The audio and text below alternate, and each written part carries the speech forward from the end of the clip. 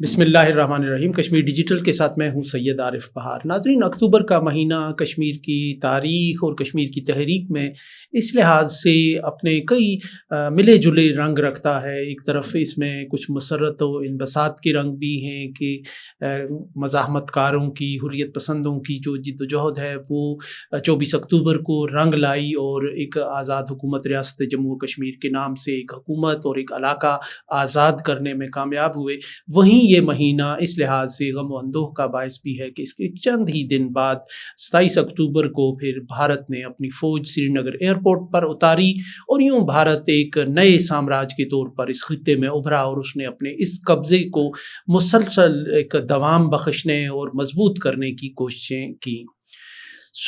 کشمیر کا مسئلہ اس وقت سے مسلسل حل طلب چلا آ رہا ہے، مزاحمت کی تحریکیں چل رہی ہیں اور بھارت کا جبر جو ہے وہ بھی مختلف انداز سے جاری ہے اور ایک لمبی کہانی ہے کہ جس کا کوئی اختتام ابھی تک دکھائی نہیں دے رہا۔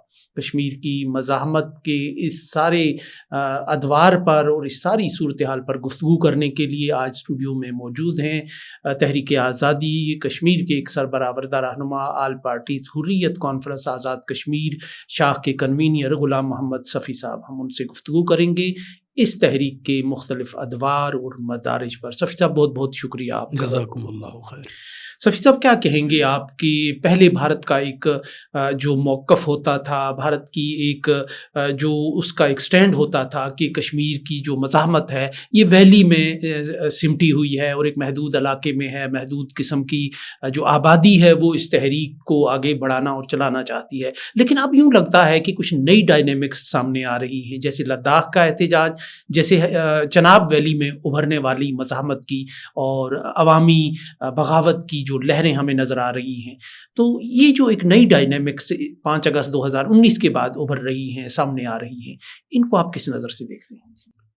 دیکھیں، بنیادی طور پر مسئلہ کشمیر جو ہے وہ ریاست جموں و کشمیر کے عوام کا مسئلہ ہے، ان کے حق خود ارادیت کا مسئلہ ہے۔ ہندوستان نے روز اول سے یہ کوشش کی کہ وہ دنیا کو بھی بے وقوف بنائے اور خود کشمیر میں رہنے بسنے والی لوگوں کو بھی وہ اس مغالطے میں رکھے کہ ہندوستان جموں و کشمیر کے عوام کا خیر خواہ ہے اور بہی خواہ ہے، لیکن جموں و کشمیر میں رہنے والی مسلم اکثریت پہلے دن سے اس حقیقت کو سمجھ چکی تھی کہ ہندوستان ہندی ہندوستان کے فلسفے پر عمل پیرا ہے اور وہ ہر اس نقش کو مٹانا چاہتا ہے جو اسلامی نقش ہو، جس کا کشمیریت کے ساتھ کوئی تعلق ہو، کشمیر کے ساتھ کوئی تعلق ہو، اور اس کے برعکس وہ ہندوتوا کے فلسفے کو آگے لے جانا چاہتا تھا۔ لیکن وقت گزرنے کے ساتھ ساتھ یہ سوچ جو ہے یہ صرف مسلمانوں تک ہی محدود نہیں رہی، بلکہ جموں کے ڈوگرا اور لداخ کے بدھسٹ جو تھے وہ بھی آہستہ آہستہ ہندوستان کی حقیقت کو سمجھنے میں کامیاب ہو گئے۔ دفعہ 370 کے خاتمے کے بعد، 35A کے خاتمے کے بعد، خود ڈوگرا جموں کا اور بدھسٹ لداخ کا، لیہ کا، وہ یہ سمجھ گئے کہ ایک سیفٹی والو تھی جس کا خاتمہ کیا گیا ہے۔ اب ہندوستان سے کوئی بھی شخص آ کے مقبوضہ جموں و کشمیر میں جائیداد خرید سکتا ہے، وہاں کا ڈومیسائل سرٹیفکیٹ حاصل کر سکتا ہے۔ اسٹیٹ ہوڈ تو پہلے ختم کر دیا گیا، جھنڈا ترانہ اس کا بھی خاتمہ ہو گیا۔ تو جو شناخت تھی کشمیریوں کی اس پر ڈاکہ ڈالا گیا، اور یہ حقائق جو ہیں یہ اب بدھسٹ پر بھی واضح ہو رہے ہیں اور جموں کے ڈوگرے بھی اس حقیقت کو اب سمجھ رہے ہیں۔ تو اس لحاظ سے وہ شدت جو اس سے پہلے صرف وادی میں نظر آ رہی تھی وہ کئی گنا زیادہ اب جموں میں اور لداخ میں بھی نظر آنے لگی ہے، اور خود ہندوستان کے سوچنے سمجھنے والے طبقے جو ہیں وہ بھی یہ سوچ رہے ہیں کہ یہ بی جے پی کی اور مودی سرکار کی سب سے بڑی ناکامی ہے، حالانکہ وہ اسے اپنی کامیابی قرار دے رہا ہے کہ یہ اس کا ویژن تھا جس کے نتیجے میں جموں و کشمیر جو ہے وہ ہندوستان کی دیگر ریاستوں کے ہم پلہ ہو گیا، اس کے برابر آ گیا. لیکن حقیقت یہ ہے کہ جموں و کشمیر میں ایک آگ لگی ہوئی ہے اور جو آگ پھیلتی ہی جا رہی. درست. اچھا صفی صاحب، کیا کہیں گے آپ یہ اکتوبر کے مہینے کے حوالے سے کہ بڑا اہم ہے کشمیر کی تاریخ میں، اس کے مختلف پہلو ہیں. اب آپ کیا سمجھتے ہیں کہ یہ مسئلہ کشمیر جو ہے اب تقریباً ایک صدی ہونے کو ہے، کہ اس کے حل کی جو بنیادی رکاوٹیں ہیں، کہاں سے یہ کانٹا بدل گیا کہ یہ سفر طویل ہو گیا؟ کیا ایسی وجوہات ہیں؟ دیکھیں، اگر آپ تجزیہ نگاروں کو دیکھ لیں اور ان کو پڑھ لیں تو آپ اس نتیجے پہ پہنچتے ہیں کہ 5 ایسی بنیادی چیزیں ہیں جن کی وجہ سے مسئلہ کشمیر آج تک حل نہیں ہو پایا. اس میں پہلی چیز جو ہے، پہلا فیکٹر جو ہے، وہ بڑی طاقتوں کا وہ Luke warm attitude towards Kashmir ہے. ان کو جو کردار ادا کرنا چاہیے تھا ایک سلگتے ہوئے مسئلے کو حل کرنے کے لیے، وہ کردار وہ ادا نہیں کر سکے. اس میں وہ بڑی طاقتیں بھی ہیں جن کو بگ 5 ہم کہتے ہیں، بڑے 5، اور دیگر انٹرنیشنل کمیونٹی سے وابستہ ممالک جو ہیں، جو اثر رسوخ رکھنے والے ممالک ہیں. تو ان کو جو کردار ادا کرنا چاہیے تھا جموں و کشمیر کے عوام کو اس ظلم سے نجات دلانے کے لیے، وہ اپنا رول ادا نہیں کر سکے. پھر دوسری جانب آپ دیکھیے کہ یہ جو سوویت یونین کا کردار رہا 50 کی دہائی میں، 60 کی دہائی میں، 70 کی دہائی میں، تو جب بھی سیکیورٹی کونسل میں مسئلہ کشمیر انڈر ڈسکشن آیا تو سوویت یونین نے فوری طور پر ویٹو کا استعمال کیا ہندوستان کے حق میں، کشمیریوں کے خلاف.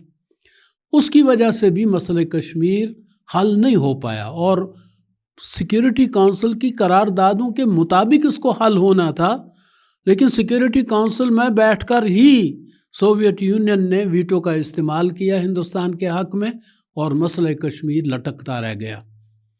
تیسری طرف اگر آپ دیکھیں تو ہندوستان کی جو ہٹ درمی روز اول سے رہی ہے مسئلہ کشمیر کے حوالے سے، کبھی اس کو دو طرفہ مسئلہ قرار دے رہا ہے، کبھی اس کو اپنا اندرونی مسئلہ کر رہا، کبھی یہ کہہ رہا ہے کہ یہ میرا اٹوٹ انگ ہے. تو اس لحاظ سے ہندوستان کا یہ جو ہٹ درمانہ رویہ رہا، جو ہٹ درمی رہی، انٹرانسیجنس اس کی رہی، تو اس کی وجہ سے بھی مسئلہ کشمیر ان 7 دہائیوں میں حل نہیں ہو سکتا. یہ تیسری وجہ ہے آپ کے خیال میں؟ جی ہاں. اور چوتھی وجہ، ایک خاص وقت تک ہندوستان ڈکٹیٹ کرتا رہا اس پورے خطے میں، کیونکہ پاکستان کے پاس وہ قوت نہیں تھی، یا پاکستان کو اتنا طاقتور نہیں سمجھا جاتا تھا.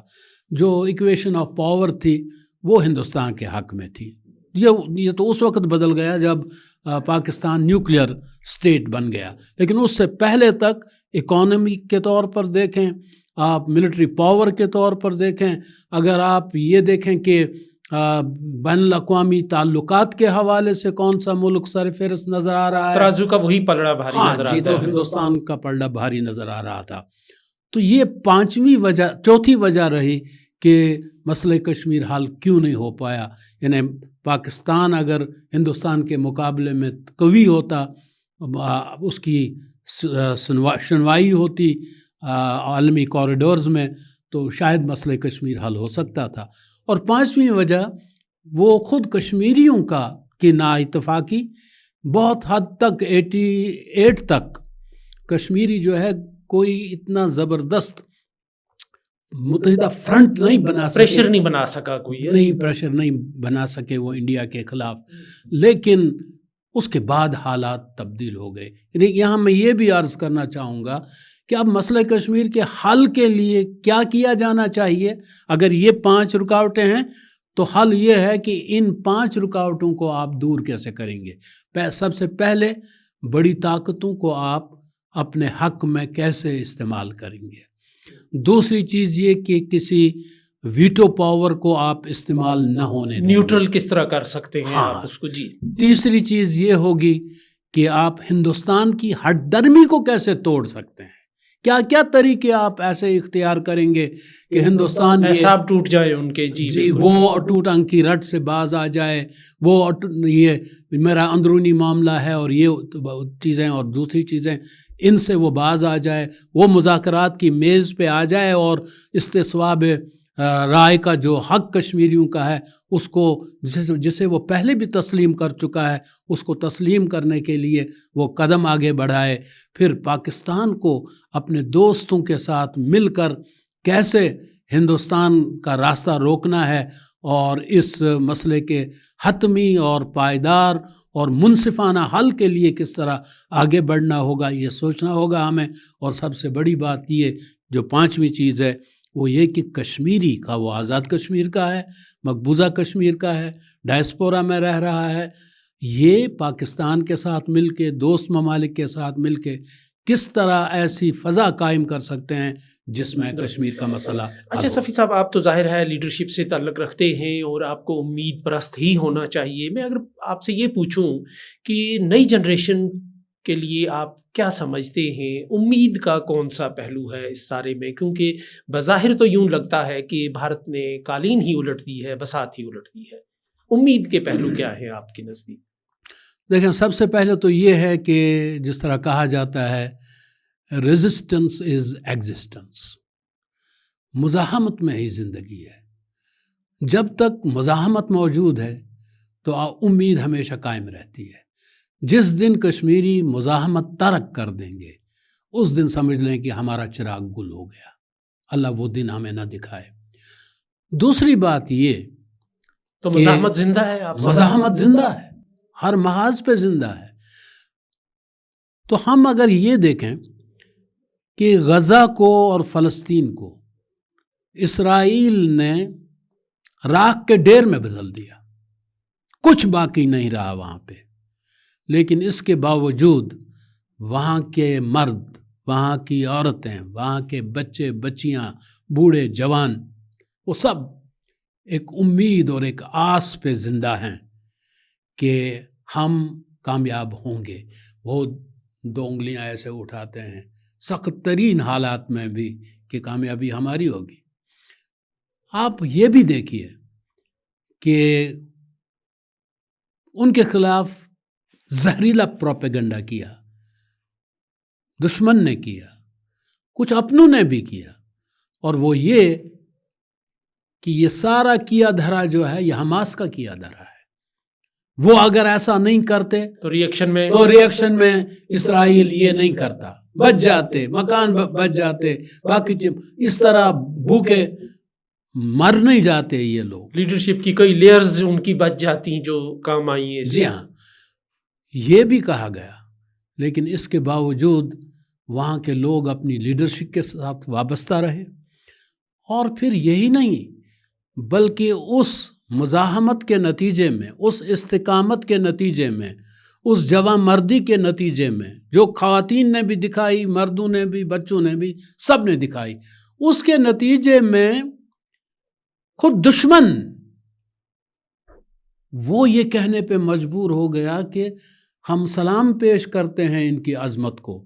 وہ جو ہاسٹیجز تھے انہوں نے جب یہ کہا کہ ہمارے لیے یہ بہت کچھ سامان فراہم کرتے تھے ہمارے زندہ رہنے کے لیے, جبکہ ان کے اپنے زندہ رہنے کے امکانات معدوم ہوتے جا رہے تھے. پھر یہی نہیں تو یہ تو ایک کریکٹر کی طاقت ثابت کرتی ہے نا جی ایک قوم کی. جو پھر آپ یہ بھی دیکھیں کہ لوگ آسٹریلیا میں لاکھوں کی تعداد میں سڑکوں پہ نکل آتے ہیں. لوگ برطانیہ میں فلسطین کے حق میں آواز بلند کرتے ہیں, سویڈن میں, باقی جگہوں پہ. یہی نہیں کہ وہ آواز بلند کرتے ہیں, ان کے حمایت میں نعرے بلند کرتے ہیں, بلکہ وہ اپنی حکومتوں کو مجبور کرتے ہیں کہ فلسطین کو تسلیم کرو. مسلمانوں کی بات میں نہیں کر رہا, میں نان مسلمز کی, جس میں جیوز بھی ہیں, میں ان کی بات کر رہا ہوں.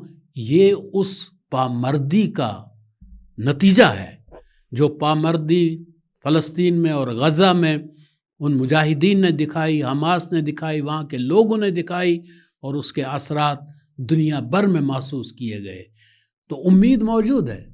بالکل اسی طرح ہمیں یقین ہے کہ آہستہ آہستہ اب OIC بھی سمجھ رہی ہے کہ مسئلہ کشمیر کیا ہے. پاکستان جب سے سیکورٹی کونسل کا وہ پریزیڈنٹ بھی بنا ہے، مستقل یہ نان مستقل ممبر بھی بن چکا ہے، تو اس کی وجہ سے بھی مسئلہ کشمیر بڑی حد تک دنیا کے ایوانوں میں اب گونج رہا ہے. اور فیلڈ مارشل صاحب نے بھی اور شہباز شریف صاحب نے بھی جس انداز سے اقوام متحدہ میں، OIC میں اور دیگر مقامات پہ اس مسئلے کو ابھارا ہے، اس سے بھی امید پیدا ہو گئی ہے. اور خاص طور پر آپریشن بنیان مرصوص کے نتیجے میں جو کامیابی اللہ تعالیٰ نے پاکستان کو دی ہے، وہ اس نے تو ایک معجزہ ہی کر ڈالا. دنیا بدل کے رہ گئی. اور حقیقت یہ ہے کہ جن کوارٹرز میں کشمیر کا نام بھی نہیں سنا جاتا تھا، وہاں کشمیر انڈر ڈسکشن آ رہا. اچھا، اس معجزے کے جو اثرات ہیں وہ کشمیر تک کیسے پہنچیں گے اور کیسے پہنچائے جا سکتے ہیں؟ میں چاہوں گا کہ یہ بھی آپ کی طرف سے بات آئے.